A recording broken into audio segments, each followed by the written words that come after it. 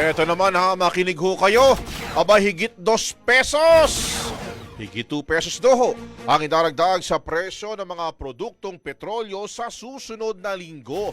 Ayon po sa pagtataya ng Oil Industry Sources, matapos ang 4 araw na trading ay mayroong posibleng itaas na 2 pesos and 35 centavos hanggang 2 pesos and 65 centavos sa kada litro ho yan ng diesel. Sa gasolina naman, mayroong posibleng idagdag mula 2 pesos hanggang 2 pesos and 30 centavos, habang 2 pesos and 45 centavos naman hanggang 2 pesos and 75 centavos ang posibleng umento sa kada litro ng kerosene. Sa kabila ho niyan, meron pang isang nalalabing trading day kaya posible pang mabawasan ang idaragdag sa oil prices na magiging effective ho yan sa araw ng Martes.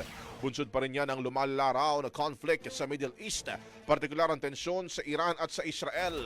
Nakaapekto rin ito pong sa delivery services ang bagyong Milton sa Amerika.